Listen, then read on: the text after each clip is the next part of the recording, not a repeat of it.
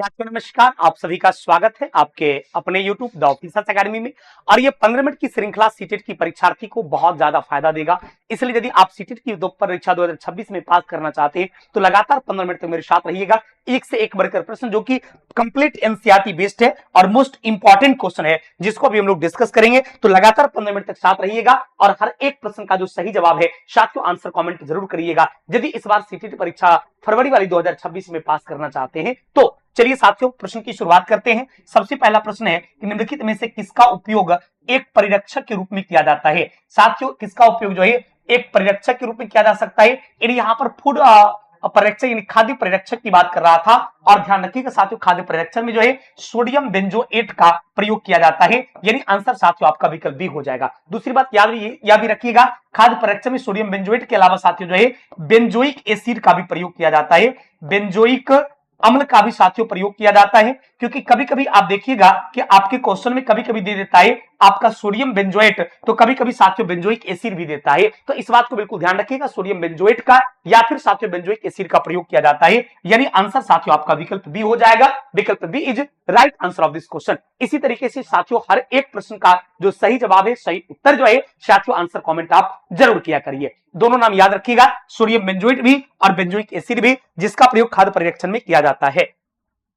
अगला magnesium hydroxide MgOH का उपयोग के रूप में किया जाता है। साथियों ये मैग्नीशियम हाइड्रोक्साइड जो है इसकी प्रकृति आपको पता है, इसकी प्रकृति क्षारीय होता है। और इसका यूज कहां किया जाता है इसके बारे में आपसे पूछता है। जब इसकी प्रकृति क्षारीय होती है तो यह स्वाभाविक है एंटी एसिड के रूप में साथियों जो है प्रति अम्ल के रूप में ये इसका यूज हो जाएगा। क्योंकि इसकी प्रकृति जब आपका क्षारीय होती है अतः यह एंटी एसिडिक के रूप में साथियों जो है एंटी एसिडिक के रूप में साथियों जो है इसका प्रयोग किया जाता है। इस बात को साथियों ध्यान में रखिएगा, यानी आंसर साथियों आपका यहां से विकल्प बी हो जाएगा, मैग्नीशियम हाइड्रोक्साइड। दूसरी बात याद रखिएगा, कभी कभी आपसे यह भी पूछा जाता है कि आपका जो मैग्नीशियम हाइड्रोक्साइड है इसका पीएच वैल्यू कितना होता है, इसका पीएच मान कितना होता है। याद रखिएगा इसका पीएच मान साथियों जो है 10.2 होता है। कई बार एग्जाम में क्वेश्चन पूछा गया है। पहला नंबर तो ये इसकी प्रकृति के बारे में पूछता है, तो मैग्नीशियम हाइड्रोक्साइड की प्रकृति साथियों बेसिक होती है, क्षारीय होती है और इसका पीएच मान साथियों जो है 10.2 होता है। इसका पीएच मान ध्यान रखिएगा साथियों यह आपका 10.2 होता है। इस बात को पूरी तरीके से दिमाग में रखिएगा। दूसरी बात याद रखिएगा मैग्नीशियम हाइड्रोक्साइड जो है इसको मिल्क ऑफ मैग्नीशिया, कई बार क्वेश्चन पूछा गया है कि मिल्क ऑफ मैग्नीशिया किसे कहा जाता है, मिल्क ऑफ मैग्नीशिया किसे कहा जाता है। तो ध्यान रखिएगा साथियों मिल्क ऑफ मैग्नीशिया जो है मैग्नीशियम हाइड्रोक्साइड को कहा जाता है। चलिए तो आंसर साथियों आपका विकल्प बी हो जाएगा, एंटी एसिडिक हो जाएगा। अगला प्रतिरोधी यानी रोगाणुरोधक के रूप में घाव पर लगाए जाने वाले बैगनी रंग के विलयन कौन सी अधातु हो सकता है। बैगनी का विलयन साथियों जो घाव पर लगाया जाता है इसके बारे में साथियों पूछा है। तो ध्यान रखिएगा घाव पर साथियों जो है आयोडीन को लगाया जाता है। साथियों आयोडीन को कपूर को यदि आप तेल में भिगोकर घाव पर लगाते हैं तो तेजी से साथियों उस घाव को क्या करता है मतलब ये शोक मतलब ये छुड़ा देता है उसको, मतलब ये खत्म कर देता है, उसकी बैक्टीरिया को मार देता है, वो रोगाणुरोधी के रूप में काम करता है। इसलिए साथियों आंसर आयोडीन होगा। ध्यान रखिएगा कभी कभी आयोडीन के जगह पे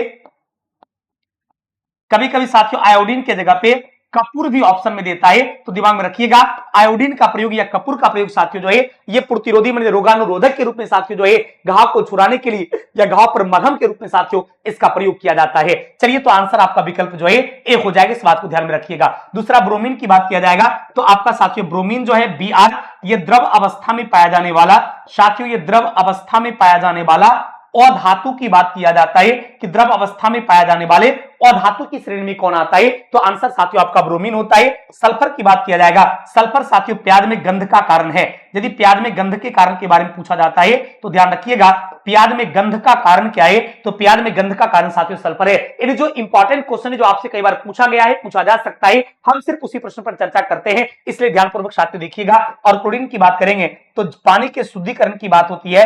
पानी का शुद्धिकरण करने के लिए किसका प्रयोग किया जाता है। तो ध्यान रखिएगा साथियों पानी का शुद्धिकरण करने के लिए जो है क्लोरीन गैस उपयोगी होता है। चलिए साथियों इस प्रश्न का आंसर आपका विकल्प ए होता है, विकल्प A is right answer of this question. साथियों मैं बता दूं सीटेट की परीक्षा की यदि आप तैयारी करते हैं सीटेट 2026 में आप सफल होना चाहते हैं साथियों इस क्लास में लगातार बने रहिएगा। और इसके लिए बैच भी घोषित किया गया है सीटेट के लिए। पेपर 1 के लिए मात्र 999 बैच लगेगा, सीटेट पेपर 2 में साथियों 999 लगेगा और पेपर 3 में साथियों 909। ये दोनों पेपर को यदि मिला दिया जाए पेपर 1 और पेपर 2 को तो मात्र 1499 रुपया में एक कंप्लीट बैच आपको मिल जाएगा। कितना में भाई, तो 1499 रुपए में एक कंप्लीट बैच आपको मिल जाएगा। तो आप इस बैच को परचेज कर सकते हैं। सबसे बड़ी खासियत साथियों क्या है कि इस बैच में सीडीपी जो आपका है ये शशि शरण सर स्वयं पढ़ाएंगे, जो कि सीटेट के बच्चों के लिए बात किया जाए तो सीडीपी सबसे प्रमुख कह सकते हैं, सबसे महत्वपूर्ण विषय कह सकते हैं सीडीपी है, और ये सीडीपी स्वयं शशि शरण सर आपको पढ़ाएंगे। तो देर किस बात की, डाउनलोड करिए ऑफिसर्स एकेडमी का ऐप और परचेज कर लीजिए साथियों सीटेट 2026 का ये बैच। और इसमें हर विषय के आप देख रहे होंगे अलग अलग शिक्षक हैं जो आपको अपनी गुणवत्तापूर्ण शिक्षा से सींचेंगे। चलिए साथियों अगला प्रश्न आपके सामने, और हर एक प्रश्न का सही जवाब साथियों कमेंट जरूर करिए। अगला प्रश्न है कि निम्नलिखित में से किस पदार्थ का उपयोग उर्वरक के रूप में नहीं किया जाता है। साथियों नहीं के बारे में बात है तो ध्यान रखिएगा, किसका प्रयोग जो है उर्वरक के रूप में नहीं किया जाता है, तो अमोनियम सल्फेट का प्रयोग, पोटेशियम नाइट्रेट का प्रयोग, कैल्शियम सुपरफॉस्फेट का प्रयोग और कैल्शियम कार्बोनेट का प्रयोग। तो ये तीनों का प्रयोग साथियों जो है ये उर्वरक के रूप में किया जाता है, लेकिन चूंकि नहीं खोजना था तो ये कैल्शियम कार्बोनेट जो है ये CaCO3 ये आपका संगमरमर है। ये क्या है भाई, ये संगमरमर है और इसका प्रयोग नहीं किया जाता है। नहीं पूछा था इसलिए आंसर साथियों आपका विकल्प डी हो जाएगा। सभी लोग हर एक प्रश्न का सही जवाब जो है, सही उत्तर जो है साथियों कमेंट जरूर करिए। आपका आंसर साथियों विकल्प डी हो जाएगा, यानी कैल्शियम कार्बोनेट हो जाएगा। क्लियर। अगला प्रश्न कहता है, ध्यान दीजिएगा कि उस समुच्चय का चयन कीजिए जो कॉलम ए में दिए गए अवशिष्ट कचरे के प्रकार का कॉलम बी में दिए गए उसके द्वारा अपघटन में लगने वाले लगभग समय के साथ सही प्रकार से है, यानी विकल्प ए और विकल्प बी। यानी विकल्प ए में दिया गया है उसका नाम जिसको अपघटित होने में, उसको सड़ने में, अपघटन में कितना समय लगता है, ये समय की चर्चा आपको विकल्प बी में किया गया है और इसको आपको मिलान करना है। अब यदि हम साथियों प्लास्टिक की बोतल की बात करते हैं तो प्लास्टिक की बोतल को सड़ने में कितना समय लगेगा, तो अनेक वर्ष लग जाएगा, यानी प्लास्टिक का बोतल जल्दी सड़ता नहीं है। यानी इसका मतलब ए का क्या हो गया भाई, तो ए का आपका भी हो गया। क्लियर। रेशमी रुमाल की बात करेंगे तो रेशमी रुमाल साथियों जो है ये आपको लगभग 2 से 5 महीना में जो है सड़ जाएगा, यानी बी का आपका 1 हो जाएगा। क्लियर। अगला है सूती कमीज। सूती कमीज साथियों जो है सूती कमीज साथियों जो है इसको सड़ने में 1-2 सप्ताह लग जाएगा, तो सी का आपका हो जाएगा 2। उसके बाद केले का छिलका सड़ने में साथियों जो है 10 से लगभग 20 दिन 30 दिन तक लग सकता है, यानी आपका डी का जो है ये आपका 3 हो जाएगा। और ई का कागज जो है इसको सड़ने में 4 वर्ष लग जाएगा, यानी आपका इसका जो है ये आपका 4 हो जाएगा। तो इस तरीके से आपका हो गया 5 1 2 3 4 जो कि आपका साथियों विकल्प डी में है। यानी आपके इस प्रश्न का जो सही जवाब होगा, आपके इस प्रश्न का साथियों सही उत्तर जो है ये विकल्प डी हो जाएगा।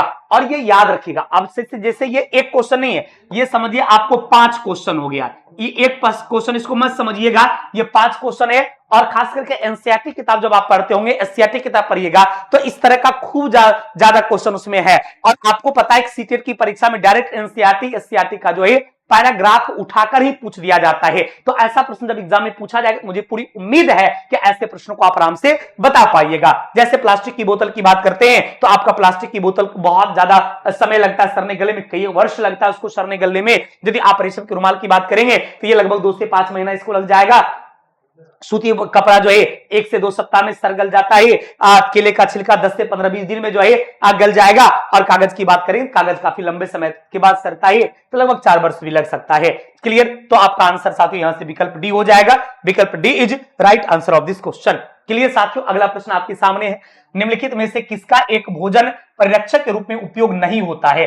अब देखिए साथियों, भोजन परिरक्षक के रूप में प्रयोग नहीं के बारे में पूछा। सोडियम बेंजोएट का प्रयोग किया जाता है, सोडियम मेटाबाई सल्फेट का प्रयोग किया जाता है, सोडियम क्लोराइड का भी प्रयोग किया जाता है, लेकिन सोडियम हाइड्रोक्साइड का प्रयोग जो है ये भोजन परिरक्षक के रूप में नहीं किया जाता है। क्योंकि नहीं के बारे में पूछा है इसलिए साथियों आंसर आपका विकल्प डी हो जाएगा। सभी लोग आंसर कमेंट करिएगा, विकल्प D is right answer of this question. साथियों अगला प्रश्न आपके सामने, रेशम कीट पालन को क्या कहा जाता है, आप कमेंट करके बताइएगा। मैंने कई बार चर्चा किया है, रेशम कीट पालन को सेरीकल्चर कहा जाता है, तो आप सभी लोग कमेंट करके बताइएगा रेशम कीट पालन को क्या कहा जाता है, सेरीकल्चर कहा जाता है। आप कमेंट करके इसका आंसर दीजिएगा, हम आपकी कमेंट को जरूर देखेंगे। साथियों सीटी 2026 के लिए मैं बता दूं कि टारगेट बैच स्टार्ट किया जा रहा है ऑफिसर्स एकेडमी के ऐप पर। पेपर 1 के लिए मात्र 990 रुपए लगेगा, पेपर 2 में आपको 999 लगेगा। यदि आप कंबाइंड सीटेट की 2026 के लिए बैच परचेज 1 और 2 दोनों का करना चाहते हैं तो 1499 रुपया में एक कंप्लीट बैच आपको मिल जाएगा।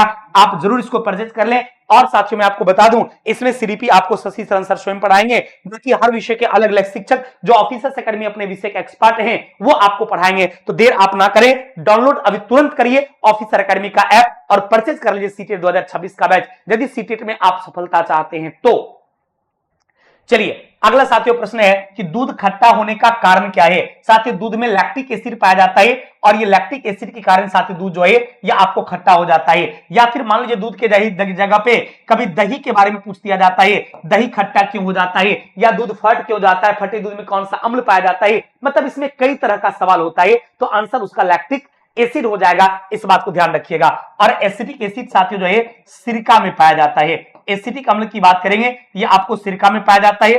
टार्टरिक एसिड की बात करेंगे ये साथियों आपको अंगूर इमली में पाया जाता है। और फॉर्मिक एसिड की बात करेंगे तो ये साथियों आपको बिच्छू में पाया जाता है, ये आपको बिच्छू में पाया जाता है, ये आपको चींटी में पाया जाता है। तो बिच्छू और चींटी की बात करेगा तो ध्यान रखिएगा बिच्छू और चींटी वगैरह में जो है ये आपको फॉर्मिक एसिड पाया जाता है। यानी आंसर साथियों आपका विकल्प ए हो जाएगा। विकल्प A is right answer of this question. Clear. अगला प्रश्न कहता है कि ऊपर दिखाए गए क्रियाकलाप में जल में सल्फर डाइऑक्साइड के घुलने पर कौन सा पदार्थ बनता है। साथियों जल में सल्फर डाइऑक्साइड यदि घुल जाता है साथियों H2O में कहता है आपको SO2 घुल जाता है। तो ये घुलने के बाद साथियों जो है H2 ये घुलने के बाद साथियों जो है H2SO4 का निर्माण हो जाता है, यानी सल्फ्यूरिक अम्ल का निर्माण हो जाता है। सल्फ्यूरिक अम्ल जो कि आपका साथियों विकल्प बी में है। ध्यान रखिएगा जब जल के में सल्फर डाइऑक्साइड आप घुलाते हैं तो जल और सल्फर डाइऑक्साइड मिलकर जो है सल्फ्यूरिक एसिड का निर्माण होता है। और ये सल्फ्यूरिक एसिड का उपयोग कहां करते हैं तो कार की बैटरी में। याद रखिएगा कई बार क्वेश्चन पूछा गया है कि कार की बैटरी में किसका उपयोग किया जाता है। तो साथियों ध्यान रखिएगा कार की बैटरी के बारे में पूछा जाएगा तो कार की बैटरी में साथियों जो है सल्फ्यूरिक एसिड का प्रयोग किया जाता है। कई बार साथियों आपसे एग्जाम में ये सवाल पूछा गया है तो सभी लोग आंसर कमेंट कर दीजिएगा, आपका आंसर सल्फ्यूरिक एसिड हो जाएगा। क्लियर। अगला निम्नलिखित में से किसे घाव पर एंटीसेप्टिक के रूप में यूज किया जाता है। साथियों आयोडीन का प्रयोग साथियों घाव में जो है एंटीसेप्टिक के रूप में किया जाता है। आयोडीन की जगह पे कभी कभी कपूर भी देता है, ध्यान रखिएगा इसका भी प्रयोग किया जाता है। चलिए तो आंसर साथियों आपका विकल्प ए हो जाएगा, आपका आंसर आयोडीन हो जाएगा। अगला संतुलित आहार में कौन सा घटक अधिकतम ऊर्जा प्रदान करता है। यानी जब आप बैलेंस डाइट लेते हैं, जब आप संतुलित आहार लेते हैं तो सबसे ज्यादा आपके बॉडी को ऊर्जा कौन देता है। तो याद रखिएगा कार्बोहाइड्रेट और वसा देता है। यानी वसा और कार्बोहाइड्रेट से आपको सर्वाधिक ऊर्जा मिलता है। और भोजन के रूप में सर्वाधिक हम ग्रहण क्या करते हैं कार्बोहाइड्रेट। सबसे ज्यादा भोजन में हम ग्रहण क्या करते हैं तो सबसे ज्यादा ग्रहण करते हैं आप कार्बोहाइड्रेट, लेकिन ऊर्जा की आपूर्ति सबसे ज्यादा साथियों वसा से मिलती है। और याद रखिएगा 1 ग्राम कार्बोहाइड्रेट से 1 ग्राम साथियों कार्बोहाइड्रेट के पाचन साथियों 4.2 कैलोरी ऊर्जा मिलती है। और 1 ग्राम फैट का जब डाइजेशन होता है तो 9.2 कैलोरी ऊर्जा मिलती है। इस बात को याद रखिएगा, कभी कभी ये डाटा डायरेक्ट आपसे एग्जाम में पूछता है कि जब 1 ग्राम कार्बोहाइड्रेट का पाचन होता है तो कितना ऊर्जा मिलता है 4.2 कैलोरी, और जब 1 ग्राम वसा का पाचन होता है तो 9.2 कैलोरी मिलता है। चलिए साथियों आंसर आपका यहां से विकल्प बी हो जाएगा। क्लियर भाई।